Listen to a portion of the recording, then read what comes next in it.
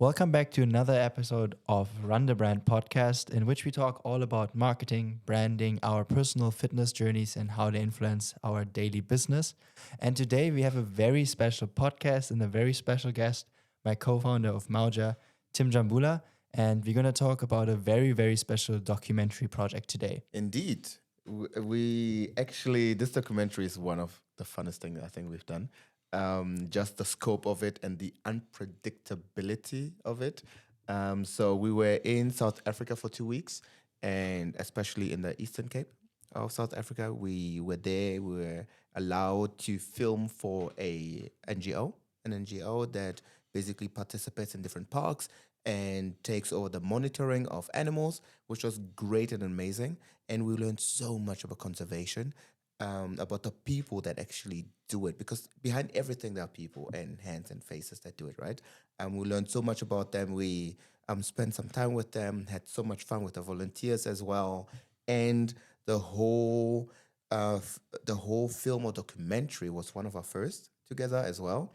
And the whole documentary in itself was then selected for multiple film festivals, which was such a sweet story overall. But yeah, let's dive into it. Yeah, I think there's definitely a lot of things to unpack today. Yeah. Especially, we did so many things wrong, did a lot of things great as well. Yeah, it's just a jam packed episode with full of learnings. Where I think if you want to do your first documentary, if you want to learn how to get selected for film festivals, how to even, I mean, you said it is our first documentary, but we went kind of big, said, okay, let's do it big or go Yeah. home. Went for 2 weeks into the bush in South Africa. And yeah, what came out of it was pretty amazing, but it was definitely not easy. And yeah, let's dive right into it. Yeah, let's dive right into it. It's just a special one. Yeah, it's definitely a special Lots of one. learnings to unpack as well. Yeah, so I think let's start in the beginning. How did we actually end up getting into this project or deciding on this project? Because I think going into a wildlife conservation documentary is not the most common path and definitely not the most easy. Yeah. But I think, especially speaking for myself, it started that my girlfriend is from South Africa. I have a very special relationship to that country. It feels like a second home for me. And I mean, especially me growing up in Europe, especially the thing that's special about Africa. I mean, there's so many beautiful, special things about Africa. But I mean, it's basically almost every European's dream to go on a safari, experience the wildlife, and it's just so beautiful. And Was it your first? no, it wasn't my first, but that's why I always wanted to do something for it, because me seeing the wildlife for the first time when I was down there, it was just, I can't imagine that we humans, I mean, getting already quite deep now in the beginning of the podcast, but that we humans are responsible for kind of eradicating a lot of those species. So I knew I wanted to go into use my skills to help the cause, let's say it this way. And I think the best way possible for me in that moment was, okay, I know I want to shed some light on those organizations that put effort in on a daily basis to protect those animals. And I think how it started is that I basically was conducting research about different NGOs, which NGOs might need some help with their social media, which have potential, which also do something I could imagine to make a documentary out of it, or we can make a documentary out of it. And it was, I think we told the story before. It was in the end, I think 4 NGOs. I think I reached out to all 4 of them. One was in South Africa, one was in Mozambique, one was in Seychelles, one in the Seychelles, and one was also in what was it? Tanzania. In Tanzania, yes, Tanzania. These 4, and we created some very beautiful pitch decks, I would say, with some really strong concepts, and send it over to them. Actually, sending 4 emails, 3 responded, which was pretty amazing. That's how it should be, eh? Yeah. No, it was honestly like better than expected. And just to make a long story short, 3 replied, 2 projects actually ended up happening, which was the Seychelles one. Stay tuned for that. and Within the Fence Live one, the From Wildlife Act, which was the project we're diving in today. Yeah, and that's I think how the long process of pre-production actually started with the initial email pitch outreach. It's I think that here I gotta say as well that um, it you started way earlier as well, right? While we're still in parallel trying to do another project, which didn't materialize until today, but lots of learning from that one as well. But as you were going on, you then took me into the process, and it was just crazy how much you've done already in the communication with them, the research with them, and everything. By the time I jumped, I let the other one go and jumped into this. This was basically almost planned out, which was such a great procedure because you were. I think it comes down to task management as well, and as you said in another podcast, trusting somebody else, your co-founder or your partner, to basically take on ownership of a whole process. And I think that was 100% a great experience to just jump into and follow, see that things have been mapped up or out already. Yeah. No, no, definitely. I think that, like you said, trust is so important. But also, I do gotta give credit where credit is due. It was not solely just me. Also, that was one very impressive thing from the NGO side, because not a lot of NGOs do have a marketing team, I would say. Which was the most impressive thing about Wildlife Act, honestly, is they do have a proper marketing team. They have quite some strong social channels and know how to utilize their marketing, and have a very interesting concept on generating funds and money for helping those animals. So it was also from the marketing team side, that they were very, how do you say, they were very foregoing in actually setting up meetings, want to constantly check in and keep planning, because that's also one thing we've learned with nature conservation or wildlife conservation in general. It's very, very difficult to plan, because there's just so many uncontrollable things and factors that you just can't plan for. So I think we literally checked in on a monthly or bi-weekly basis for literally, I would say, almost a year before it actually materialized. Yeah, 100%. I think this was a constant back and forth. And since it's again another party, and then usually it's you and, let's say, the protagonist, may it be an organization, may it be an NGO or a company, right? But then there is, in this case, it was us, it was another party, and then the most uncontrollable variable was the wildlife itself. The animals are not going to follow our lead. And that was a hard pill. I think, to be honest, I think we didn't realize it before. I mean, I've done safaris before, not just the typical, but I've always, through organizations, kind of, I did the Quest, Africa and Zimbabwe, and through that, we went to lots of into wildlife parks, but we always worked there, connected to the people working there, and so forth. But we didn't film, right? We didn't rely on the predictability, like, for things to happen when we needed them to happen. And whoa, we needed to be ready and sharp at all times. Yeah. Yeah. No, definitely. It was one of those projects. I mean, I think to just wrap that up with the planning, I mean, it was, like I said, quite a long and intensive process, with a lot of iterations and a lot of like checking back in. But when it actually came to the pre-production, it was a bit difficult, because at the same time, we did have a lot of planning and a lot of meetings. It was still very unclear to almost the last day, where are we going to be at what specific times and what are we going to do. Like, we didn't know the schedule, because the thing is, you gotta imagine, it's not that we just go there for 2 weeks and everything revolves around the production. No, we're actually going there for 2 weeks, and we kind of their shadows. We're just actually coming along with them throughout their daily life. So basically, for them, they don't have the freedom to change their daily habits or daily schedule, because they have certain things that need to be done to protect those animals, and they can't keep us in mind. We No. just need to be there, need to be ready. So even to the last day, we just didn't basically know how it's going to look, how is the day to day going to be, where are we going to be. But in the end, it was that we were actually had 2 weeks to film in 3 different parks. With I think that was also the very difficult part. We had informations about the people that we gonna be with, let's say the monitors or the people that take care of the animals.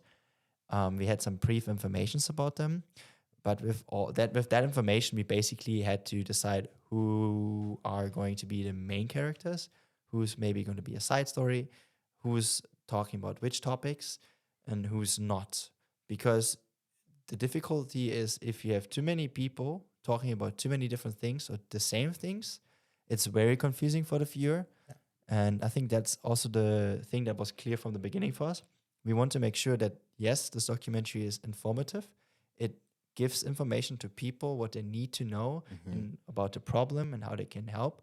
But we wanted to especially make it very emotional and also make people feel and relate on a deeper level to the people and the animals involved.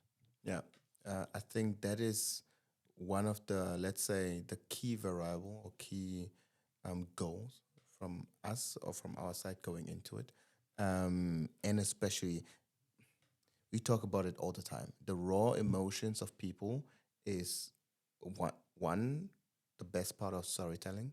And two, everything we've done so far was not just the story itself, but was either inspiration or learnings, or basically not teaching, but you know what I mean, conveying a certain type of knowledge and making other people feel it. And I think this was actually very, very amazing to do. And even the interviews, you feel why the people are doing it. Yeah. You feel it is not for the money, it is not for the fame and the superficial things in life. It is purely out of love for the animals and for the craft of conservationism itself, which I think was just so inspiring to see, because I was like, you need to love something in life and work for it, fight for it, and live for it as well. And that's the people we've met. Ha, the best that could have done this job ever. Yeah, Yeah. for sure. I mean, also, I think what people need to realize, living that lifestyle is quite isolating. So just to paint a picture, I mean, it also ties in quite nicely of giving you people an understanding where we actually have been situated. So at the time, I remember I was already in South Africa. You were still in Germany. So basically, the whole situation was you would be flying in, yes, also to have a bit of a workation in South Africa, Yeah. but also because we knew in a few weeks our friends are actually getting married in South Africa as well, which we were the MCs Uh-oh. as well. So we had like this really tight frame and window where we had to kind of organize and juggle, like, okay, we need to take our stuff, bring it there. Okay, we just came from the wedding. How do we get all the gear to this apartment and then pack the stuff? But then when we come back from the documentary trip, we almost need to fly back to Europe. It was like a lot of things to think about. And I mean, I remember sending you a picture because I think I've ordered, because we knew when we want to film the wildlife, we needed obviously some sort of long lens. Yeah. And the problem is that we didn't have any with us. We were like, okay, shit, what are we going to do? I was like, okay, let's just maybe order a cheaper Sigma lens on Takealot, which is the South African Amazon, because I was like, okay, we're not gonna need it that many times. Let's not buy the most expensive one, and then like 150 to 600 millimeters is gonna be perfect. Ordered it. I remember I sent you a picture when it arrived. It was as huge as my forearm, and I was And like, it was heavy. it was very heavy, and I was like, okay, we need to be very flexible Yeah. and agile. I'm not gonna be able to use this one handheld. Had to send it back, had to come up with another solution, which we can talk about later when it's about the gear. But all these things aside, we then boarded the plane from Cape Town to Durban. And from Durban, we had to pick up a rental car, drive 1 or 2 hours further north towards the Mozambican border, where we then would get picked up from a shuttle and driven another 2 hours through just bushes and parks into some research camps or nature camps. So it was quite a long journey. It was amazing to see and to see how people live on the countryside there. I love when people go to actually not let me not say South Africa. I love when people go to Cape Town, just to throw a bit shade in here. And they're like, oh yeah, South Africa, I love this country. I'm going there every year. It's amazing. It's so beautiful. But basically just going every year to Cape Town without actually seeing anything else of the country and thinking that's We South see you. Africa. We see you. No, so that was really, really nice to see. Yeah. And was quite a journey to get there. I think even don't want to make it too long, but yeah, we almost missed the shuttle because So basically, they were waiting for us. yeah, And once we arrived, everyone who arrived early enough or on time were throwing shade. And then we told them, okay, we are the camera team. And they're like, oh, okay, you shall be forgiven. We're like, what? But I think overall, the whole journey to paint it and wrap it up as well is we took quite a long journey to get there. But at the same time, and the next big city was quite far away, to be honest. We were actually in the wild, literally and figuratively speaking, we were in the wild. Even our phones were most of the times, we didn't have proper service. oh, it was great. Most of the times, not at all. So we were forced to detox. And anything digital we had were our cameras. We had like every day. We've used the camera more than our phones, 100%. Yeah. But thus, we had the opportunity to dive so much deeper into the experience and actually connect with the people as well. But at the same time, kind of feel the lifestyle they live. You don't do that just out of nothing. It's a dedication on a level. We did 2 weeks. So 2 weeks to dive into someone's life, and we know we got to go back. We have a life somewhere else. It's insane. Yeah. So you need to love this. Nothing can buy this ever in life. You need to love this so deeply, and you can see it in the documentary yourself. The interviews, how they radiate the love for their work is, I think, one of the craziest things I've actually experienced. Because we were doing the interview, and the whole time I was just smiling. So I'm like, how is this possible? We are diving into your lifestyle here, and you're selling this so well. But no, a huge shout out to everyone who is doing this for the sake of humanity. Actually, we're gonna say that as well, because it is for the benefit of all of us. Because if we lose wildlife, if we lose our animals, it's like an ecosystem, right? It ripples through the whole ecosystem. And there's a funny story that happened somewhere else, but we'll tell it another time. Yeah, I mean, speaking of that interviews and the radiation, I just remembered the one interview just right before we just seeing one of the monitors just running around with a stick in the grass. He's like, "Hey, Japs, what are you doing? Like, you up?" Like, "Yeah, I'm busy. I just saw a black mamba." He's like, just no fear, not at all, just going there with a stick. Like, I was like, oh, so you must be Australian, I guess, huh? People don't fear. They don't have any fear. Yeah. If I see a black mamba in my house, the house is yours. It's not mine anymore. Burn. I'm going the other way. And they are so easy about it. Like, woo, okay. Yeah, but I mean, that's it. It's just a whole different lifestyle, and I think that's also how our production kind of got affected, or how our production day looked like. You wake up super early, go on a morning drive or morning monitoring session. So I was usually waking up between 3, 4. Yeah, I think 3 and 4. That was literally the latest we were able to sleep. So you gotta imagine, we need to prep the gear obviously the day before. We're heading out when it's still dark and cold. It gets very cold in the morning, even though it was September. It gets very cold. No, it wasn't September. It was April. Sorry, which is basically also heading into autumn. Into autumn, yeah. So morning was super cold, dark. That's also why when it came to camera choice, it was a bit tricky. Our main camera we used was the Red Komodo, which we can talk about later if that was a good decision or not. And then as a B camera and as a photography camera, we used the Sony A7S III, which came in very handy for those low light situations in the morning. And then also the Sony A7 for the stills part, which was the good thing though, is that even though we had it out in the dark, most animals or the most things actually started to happen with sunrise. So we always got the best lighting, and also in the morning and in the evening. So that was actually really, really nice getting those beautiful shots. And then, yeah, you basically in the morning have a morning session from 4 a.m. to almost noon, go home, grab some lunch, and usually you rest up. But the thing is, with us, we needed to dump the footage, review the footage, charge batteries, discuss, okay, we got that.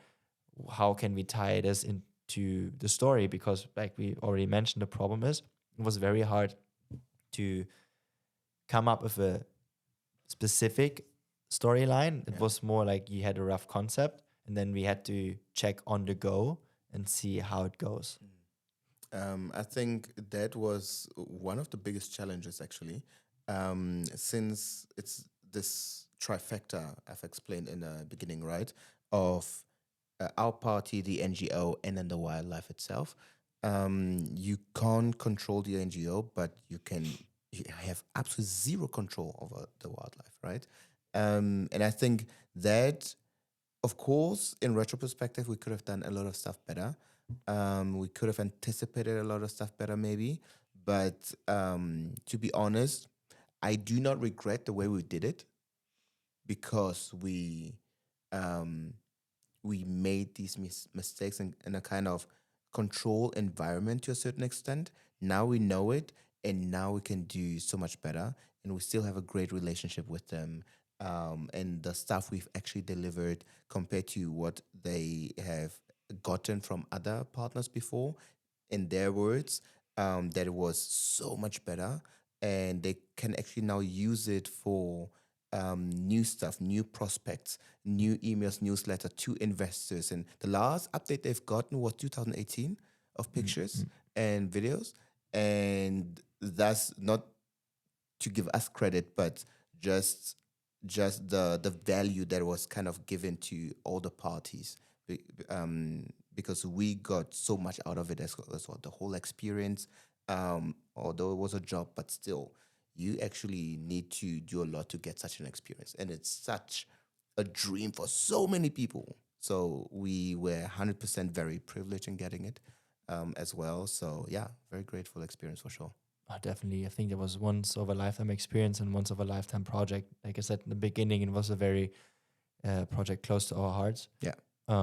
So that made it even more special that we could make it happen and actually really try to change something. And I mean, getting the documentary selected to multiple film festivals obviously speaks for itself and shows that people are interested and there is a need for it. So that's really rewarding to see on the other side, because during the production, there were days it wasn't easy, especially we were in 3 different camps. Like I already mentioned, the first one went great. It was amazing. People were amazing. The weather was fantastic. The wildlife was insane. It was like, I mean, there's a reason people call this park a zoo, because what you see, it's just amazing. Only that one though. Yeah, Yeah. that one. And then, I mean, the second park, it went kind of downhill. Not to go into much detail, but I did get a bit sick with tick bite fever, which I pushed through, and we managed. Your allergies were like Through the roof. they were killing you. We were both actually hit very bad. The weather was horrible too. It was raining. I remember I think maybe we even have a clip of it, how we we came so unprepared when it came to weather. That's also one thing we learned. We came so unprepared for weather. We were super prepared when it came to gear and production, but for ourselves, not warm enough clothes, not water resistant. It was just too much focus on the documentary itself and not actually making sure that we are okay. We thought the Eastern Cape of South Africa is the same as the Western Cape. Yeah. Big mistake. Though it was KwaZulu-Natal, just Pardon? It was KwaZulu Natal. Yeah, Just it's so nobody gets mad here. yeah. Okay, okay. My We bad, don't my we bad. don't want to throw shades. No, but yeah, KZN, and I think but at the second time camp we actually connected. Yes. I would say the chemistry between us and the people was the best at the second camp, which kind of balanced it out to a certain extent. They were really lovely, and most of them we are still connected with them. We had such a good laugh and such good banter. And the most beautiful thing, especially for me, one of my favorite moments was when the community joined. And so basically, what they do to just keep it short, what one part of this NGO or one of their key activity is to, of course, monitor the parks, the animals, the well-being of the animals, and make sure every animal is well kept and looked after. But what they do so beautifully and reached me a lot and inspired me a lot is to take that knowledge and basically enhance and give it to the communities that live around the parks, which or over generations or close to the parks, that might be affected by the animals or not, but for them to basically ignite a fire in them, to inspire them to love the animals and treat them so that one day, over, I don't know, many time or many generations, they can actually do it. And there can be this union between the people that live around the park and the people and the animals itself. And I think they are doing such a good job in that. And they came over into the park for, I think, 4 days. I mean, No, I think they stayed actually also 2 weeks, but we just overlapped for 4 days. yeah, Yeah. we overlapped for 4 days. And the way the banter they brought in, how they were throwing shades, how they were roasting us to a certain extent. They cooked food as well. Yo, it was such a beautiful experience in the sense of we had the honor to actually dive into a specific part of the culture of South Africa. And we talked about their lives, we talked about challenges and blessings. People always think it's just challenges, but there's so many blessings as well, which we would like to have, but just can't either. And they were all so kind, and yeah, man, like human connection. I've learned so much about it just through this project, as much as the animal connection, like connection with animals as well. So I would say, to be honest, to throw one thing in here, one of the key learnings. It's not just filming. It's not just about going out there and do a job. It's the openness to learn as well.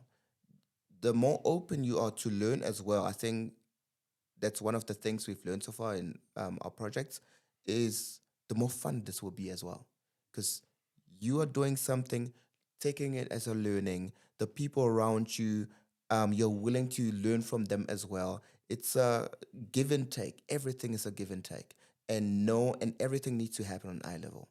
That's definitely the one thing we can take away from here. Yeah. Oh, definitely. I think that's such a great point.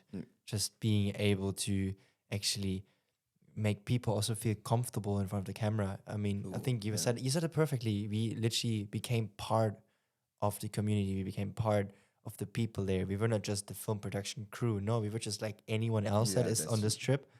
So that made it really easy just to film and document what's actually happening, because people were just so comfortable with us that they didn't care that there was a camera in front of their face. Because the problem with you being there with a camera often is that people are just super awkward and uncomfortable looking into a lens. I mean, it's a big black judgmental box usually. It is. That was a really crucial part, and I think you can really feel that coming through in the final documentary.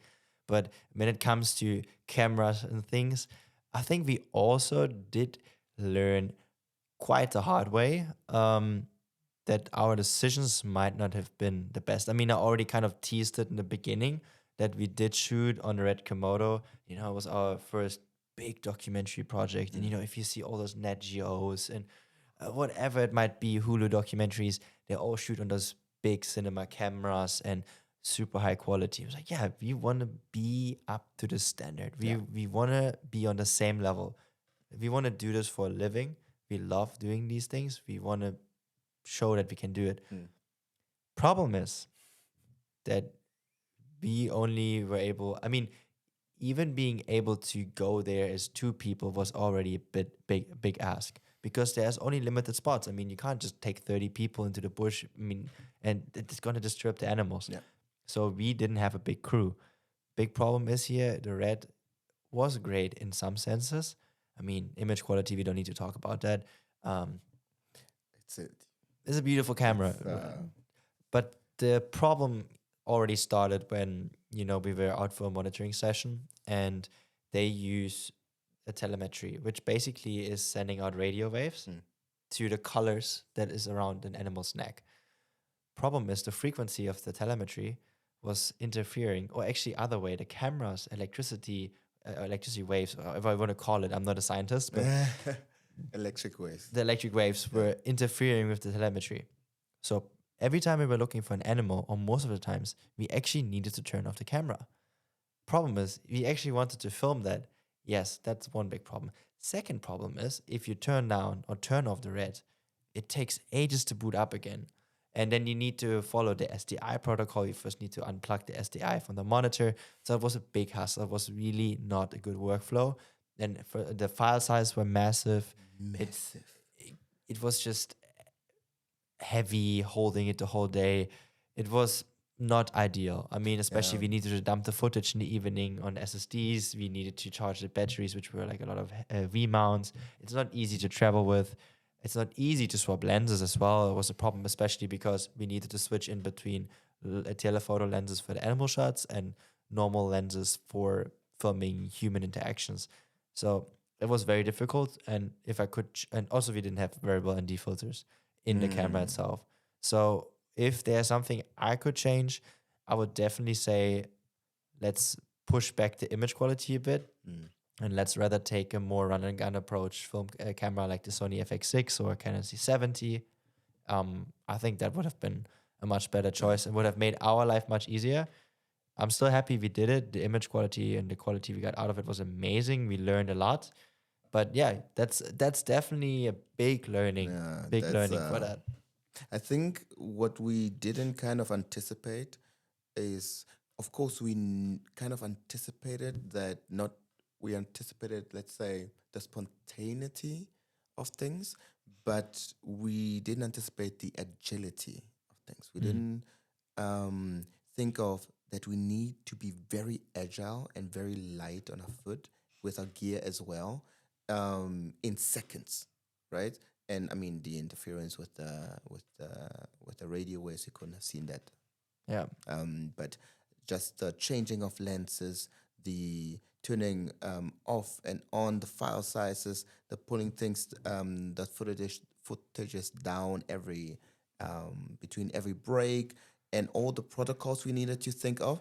Man, it after 2 weeks, it was a lot. Yeah, I think definitely like there were a couple of moments where it was like, wait, no, let's switch the lens real quick, and there was something happening, and basically we just missed it. And I mean, that's also, I think, a learning. It's better to maybe don't have the best quality or the best everything perfect, but you got the shot. Yeah. If having more footage is most of the times better than having too little footage. Yeah, I think it's definitely one of the learnings, as you've mentioned already, to know what you're filming for, know what the goal kind of is going to be, and then choose, okay, is this more of a project you want to emphasize image quality, or is this more of a project you need to be very agile for example? I mean, there are, with our current gear, we are way better in that to balance it out.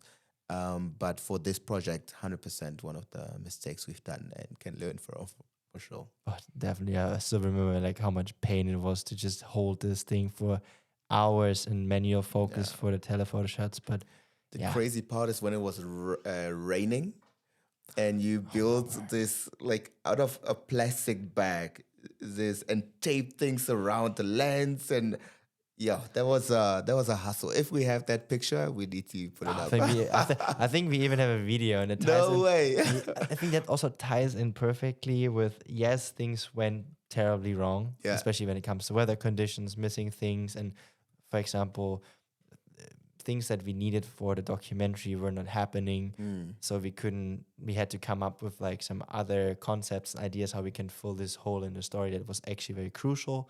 I mean, yeah, there were all of those things, but I think the thing why the documentary turned out the way it did and did so well in the end is because we always just were solution oriented.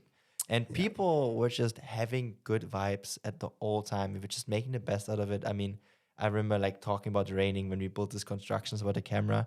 We're sitting on the back of a bucky, which is like a 4x4 truck, pickup truck. So it's open roof, nothing. And it's pouring rain. It's Tim, me, and two other guys from the Netherlands. Oh, love those guys. Shout Yo, out. they were Yeah, fun. Shout amazing. out, boys. And we're just laughing. We're just in the back of the bucky getting soaking wet and just laughing, having a good time. Yeah. And I mean, within 2 weeks, there were even the people we've met, and we've met lots of other volunteers as well.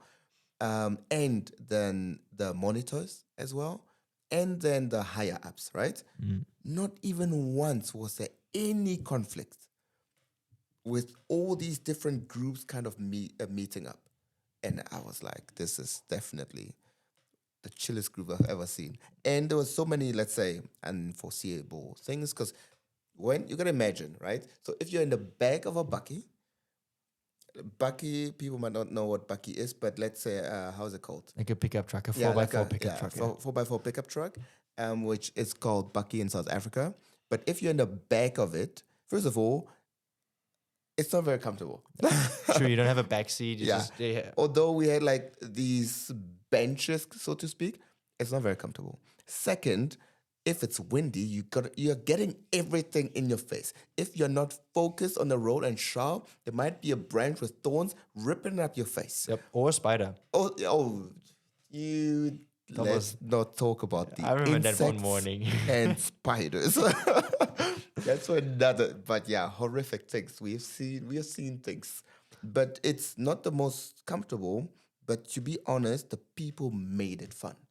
To be honest, the people simply made it fun. Even the monitors who were driving the whole time, for Yeah. them to stop and throw jokes sometimes, the people made it fun. That was No, amazing. Yeah, Honestly, I think the 2 weeks went by so good. so quick. It felt long, and especially after 2 weeks of, I mean, we were in the end. It was amazing. Everything was great. It was fantastic, an experience of a lifetime. But it was work in the end, and for us, it was literally a full-time job. We basically never had a minute where we could just relax because, like I already mentioned earlier, in our downtimes, we needed to dump the footage, charge the camera, yes, eat something. But also, we needed to interact, or not needed to, we wanted to interact with people because we wanted to build genuine connections and maybe find something out that we can later put in a documentary, build some trust that they maybe feel more vulnerable and open to talk about these things in front of camera. So it was basically for 2 weeks a full-time job, and I think we definitely could feel that on the way home. And yeah, we were pretty exhausted, I would say. We were done. We were tired. But to be honest, though, I think the production itself, although there are many lessons learned, it was great. It was perfect as it was. I don't want to say perfect, but it was great as it was. Both all the three part no, not all the three parties. The wildlife didn't they showed up whenever they wanted to. But I would say the NGO and us, we did the best we could. And I think looking back, super thankful actually 100%. that they were very collaborative as well. Because I remember the second camp, we stayed longer because we wanted to stay longer, not because you just wanted some footage or some specific footage to capture everything they do. We didn't get it, but they allowed us to stay as well, which was very cool. So, and then the third camp, they always ask us which footage did we get until then, and what else we kind of missing, and kind of adjusted their plan as well. It was very nice, though. It was Yeah. very, very nice. Yeah. I was, like you said, very appreciative and a Yeah. unique experience. But being on a plane on the way home, that was just when the actual work started. And I mean, speaking for myself, the more enjoyable part is basically being on in the field. The editing is I don't like honestly sitting behind the computer that often. Wouldn't call myself an editor or like great editor. So if you guys have some editors here, feel free, please. Um, we'd really appreciate you guys. Yeah, but I mean, let's maybe dive in a bit into the post production, because that, especially for a big documentary like that, took a long time, and it had like very specific processes or steps that we had to take to make sure that we juggle this line in between being an informative documentary without being too sterile or just too boring, and making it emotional and very connecting as well. Yeah, I think the way we went about it is actually we watched the footage.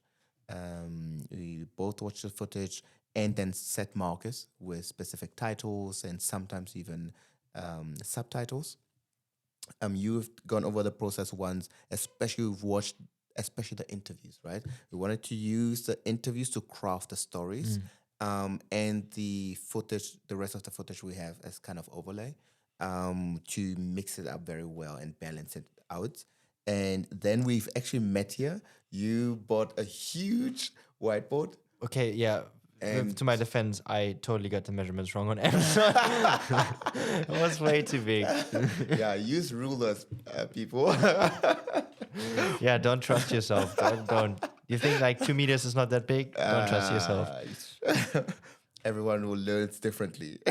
But yeah, and then I remember you came up with the system. No, you learned it. Yeah, You credit was credit due. It's actually, honestly, if you guys are interested in, sorry for a quick intersection, but if you guys are interested in learning anything about documentary filmmaking, and honestly, it's so valuable, and I invest into a lot of courses and materials and learning things. But the art of documentary from Mark Bone and Michael Diamante, honestly, there is a reason why this documentary got selected for multiple film festivals, even though it's our first proper one, because the value they provide is just so insane. So, my opinion out there, this is not sponsored or anything. We have no affiliates to them. It's the best value for money you can get. That's actually good. That's it. Because I remember you telling me about the methodology of approaching a documentary. Because it's one thing to have the story laid out, go out, shoot, film, and come back. You have storyboards and mood boards and kind of road mapped it already. But here we had nothing. Woo, that was a challenge. Yeah. But you came up with the methodology, thanks to the art of the documentary, with breaking it down into, let's say, categories first and then subcategories called spine, right? And then try to map things out to a cohesive story.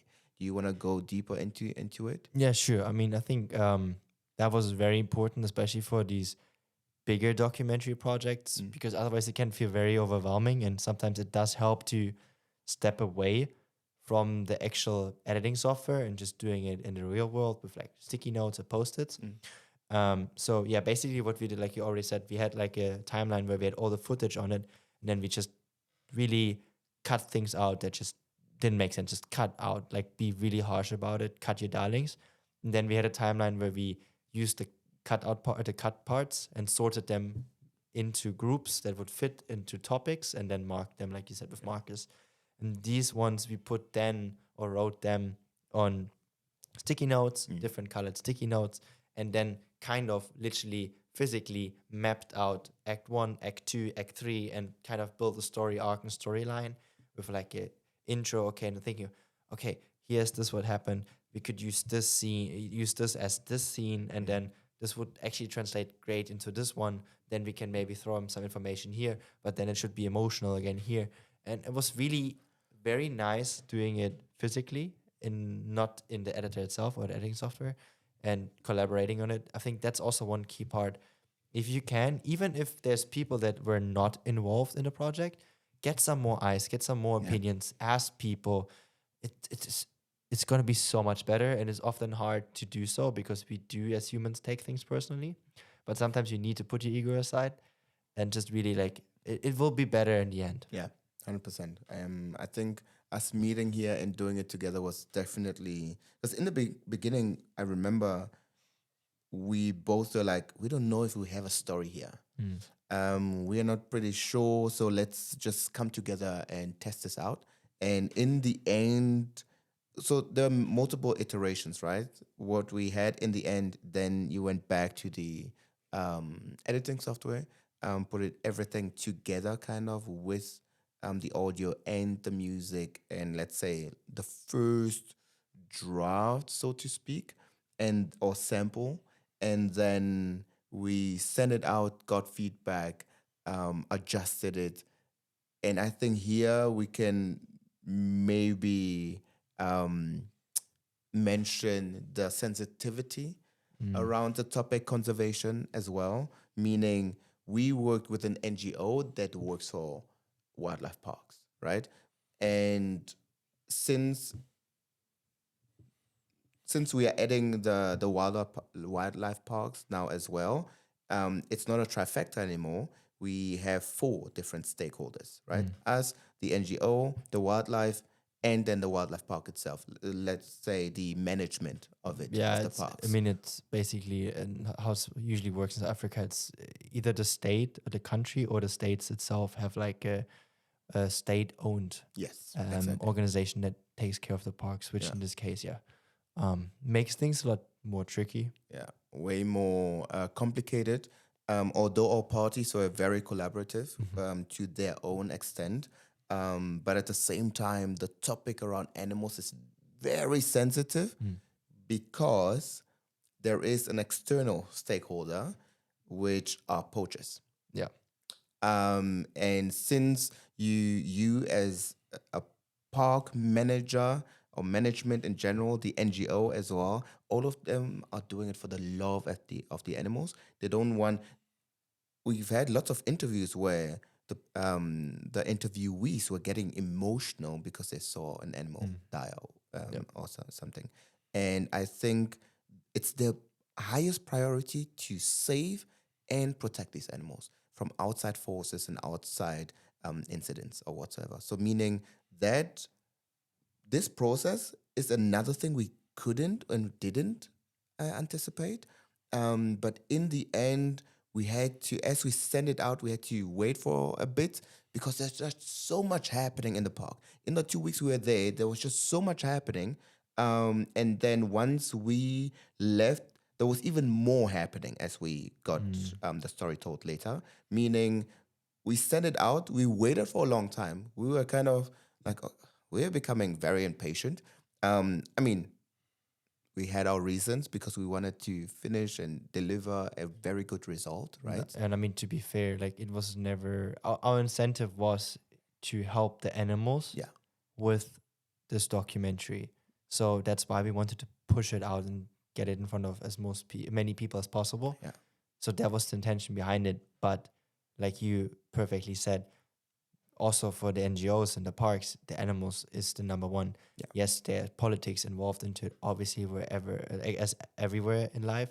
But if it all breaks down, it's about the animals. Yeah. And so they just wanted to make sure that everything is all right. There's nothing sensitive or anything that could be used against any organization or any animals.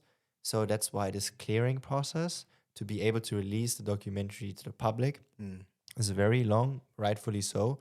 Can be frustrating, like you said, especially if you're just trying to help. I mean, we definitely had our fair share of frustrations. Would be alive, we would say we didn't. But yeah, that's definitely one thing you should keep in mind if you go into the conservation space. It's unpredictable and there is politics involved, and it takes longer than you think. It takes longer than you think, of course, like with most things in life, right? But I think to kind of wrap this part, let's say the in between section of getting approval, I think we had a call then as well with Megan.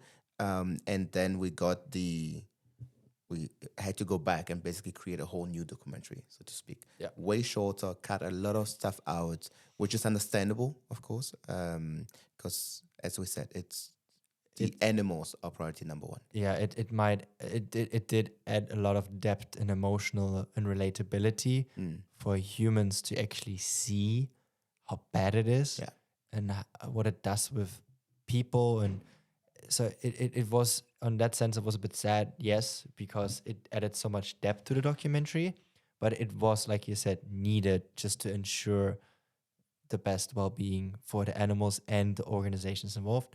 So we gladly did that. And actually, I do gotta say, because we had to cut it down or cut it out, we actually followed one of our rules indirectly, that you try to comprise everything in the shortest amount of time, like all the information in the most concise way possible. And I would actually say the short version, the second version, actually turned out almost equally as good. Might not be as emotional or deep, but very entertaining for sure. It's I would actually personally, I like the second one a bit more, because it's a lot of emotions are missing, yes, but at the same time it comes down straight to the topic. Things are straight. You still get snippets and emotions here and there, but at the same time, as we said, the animals and the people caring for the animals are priority number. The animals are priority number one. The people caring for them are priority number two, and thus we need to take that into account. And it comes down to what we said earlier, right? We were, and that's another thing of filmmakers. We are allowed to dive into other people's lives, and if we just go there with the camera and be like, oh yeah, we're just gonna film and do our job, it's not as entertaining as being open-minded to learn and connect at the same time. I think sending the first draft, getting feedback, was basically we learning that the animals and the people doing the job are the priority. Yeah, Yeah. 100%. I mean, it's a good learning, honestly. I think also one thing that made it very difficult in that moment was that it, first of all, took so long to get to that point, but also personally, I was already on another project again in South Africa, different part, also very remote, bad internet connection, Wi-Fi connection, actually working with the organization that is the head of the parks, which was quite interesting because I had no time to edit. And then it was just another 2 weeks we had to wait. But in the end, it was all for the better, even during that 2 weeks, just get some more ideas. And I mean, I think we can also then come into this thing of our idea from the beginning was, okay, we also had the communication with Wildlife Act that we want to get it into film festivals for some credibility, but also for people and potential funding to see. So I think it might be actually quite interesting to let people know, because it was actually our first time applying to film festivals with a documentary, and we definitely did a lot of things wrong, but I think we actually did more things right than wrong, because I mean the results speak for itself. I mean, we have a more than 50% acceptance rate for official film selections, Which is insane. Yeah, it's just insane. We never in our dreams Bonkers. thought we would get selected for that many film festivals for our first Like documentary. even one would have been Amazing. first of all, like, ooh, okay, this is happening. But no, man, this was literally to get some recognition for the craft of it and for the topic itself. I would say was there was so many nuggets along the way on the whole journey, right? But to get this recognition and to actually have gone to one without like to have gone to the film festival itself was another experience I never dreamt of, to be honest, personally. But no, this was a beautiful, beautiful journey overall and lots of learning. And I think because of this, we're so much better prepared for the one we did after and so many, many others to come. No, definitely. I think that's the most beautiful thing about these projects, that you just learn so much without even realizing it. Yeah. But I think especially when it comes to film festivals, one recommendation I could give is it's not necessarily only about the quality of the documentary or the documentary itself. It's marketing. It is marketing. And we did a pretty good job in having a media kit ready that not only had beautiful images in it, but it was nicely designed. It was beautiful. We put even an earlier podcast out just to promote, and just we had a lot of resources. We also, I mean, when you basically submit your film for a film festival, you do this over Film Freeway, which is basically a platform where you can select your documentaries or films through the website to all film festivals worldwide, which is pretty amazing. So having a good page set up there, good like director's statement, a director's biography, um, a good brief synopsis, and I mean we literally prepared a beautiful not pitch deck. It was more of a presentation about that was the a whole process and what deck. our documentary is about, and it just the whole package, you Yeah. packaging the documentary itself. And I think that's also why we were so successful, because we had a beautiful cover, we had beautiful prepared presentations, we had a podcast. We were able to show, hey, we can promote and market this documentary. And I think that's very important, because in the end, film festivals also want to just get as many people to their screenings. That's what they care about. It's a business as well, and I think that this is where we might throw this in for other creatives as well. That as creators, or to be creative is one thing, but to not forget that even creativity is a business. Doesn't mean it's not about the capital or the money or whatsoever, but to don't be afraid to tell your own story, and don't be afraid to market your craft. Don't be afraid to put some hours into designing things properly. Maybe the title or your pitch deck, or find new ways to distribute it. This is something we will be learning as well in later stages, or even grant application, which we've done. We spent roughly 4 weeks on that. Grant application, sourcing them, drafting the pitch deck for the grants and sending them out and everything. It's the journey is not just one thing. It's not just, you don't stop after post production and approval. It actually continues with application. Try to get it out there. Try to get the story recognized. I would say more than us, because people are not going to see us. Even if they see our names, they don't know who we are. But the story really counts. And then try to market it so in such, because you've put so much love into it. Yeah. Yeah, I mean, you put it like the thing you said in the end is just so perfect. You put so much love and effort and sweat and tears into this. Then go through it. Like put you all into it. Yeah. Make sure it actually gets the recognition it deserves, not just for yourself. Yes, of course, it would be lying to say, I don't care. No, we do care for you. That's why we put so much effort into it. Yeah. But also, obviously, for all the people that are involved. So I think that's actually a great way of maybe bringing this podcast to the end. We're always already going over an hour. I mean, just one last thing I want to give to the listeners on their way is just to just go start, do your project. It doesn't need to be something crazy like we did for our first documentary, but just think about what you're passionate about, use your skill to do something good in the world, and you won't be leave what experiences you will achieve with just simply having a camera in your hand and helping to empower people to tell their stories. Just it's the best, most beautiful thing in the world. Just go out and do it. It might not be perfect, but the experience and the learnings you will get out of it is just priceless. It's insane. Yeah, I think as a last point, I would say what helps and has helped me personally in the past is, if you're not ashamed of your first draft or your first output, you're too late. Awesome. Thanks again for joining in for another episode of Run the Brand podcast, where we talk all about branding, marketing, and also our own sportive journeys, which and how they influence our business and how you can apply them to your own businesses and hopefully get better in the results that you want. So see you in the next episode. It was great to have you here.